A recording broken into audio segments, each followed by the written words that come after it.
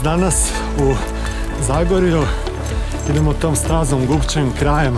Jako lijepo. Lijepi makadam i nema puno prometa. Pogledi su super. Ima lijepih leti, lijepih vikendica.